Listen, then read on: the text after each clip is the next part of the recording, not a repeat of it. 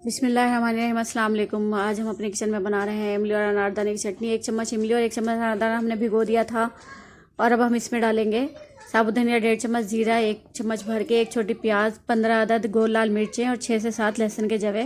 اس کو ہم ایک مکسنگ کے جار میں ڈال دیں گے۔ یہ بہت لاجواب چٹنی تیار ہوتی ہے۔ گرمیوں میں ہمارے ہاضمے کو یہ بہت فاسٹ کر دیتی ہے، جگر کو ٹھنڈا رکھتی ہے، تو آپ یہ چٹنی لازمی ٹرائی کیجئے گا۔ اس کو ہم پیسیں گے، بہت مزے کی کھٹی میٹھی چٹنی ہماری تیار ہو جائے گی۔ اس کو ہم شامی کباب کے ساتھ کھا سکتے ہیں، بریانی کے ساتھ کھا سکتے ہیں، مٹر پلاؤ کے ساتھ ہی بہت مزہ دیتی ہے۔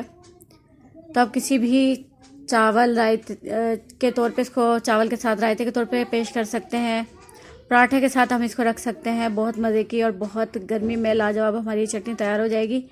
ہمارے ہاضمے کو بڑا یہ تیز کر دیتی ہے، ٹھنڈی چٹنی ہوتی ہے املی اور اناردانے کی۔ ایک چوپر کے جار میں ہم اس کو ڈالیں گے اور اس کو پیس لیں گے۔ اس میں جو ہم نے ثابت دھنیا ڈالا ہے وہ ہمارے دماغ کو بہت طاقت بخشتا ہے۔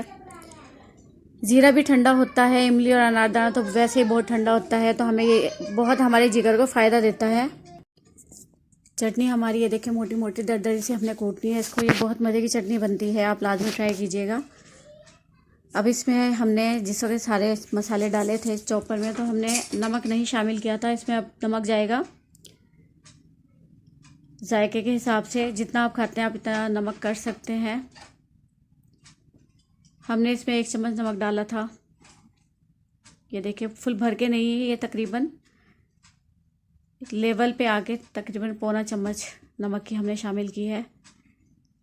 جب ہم اس کو پیس لیں گے تو اس میں جو املی کی گٹھلیاں ہوں گی ان کو علیحدہ سے نکال لیں گے۔ یہ بہت مزے کی چٹنی بنتی ہے، آپ لازمی ٹرائی کیجیے گا۔ ریسیپی پسند آئے تو لائک کریں، شیئر کریں اور ہمارے چینل کو لازمی سبسکرائب کریں۔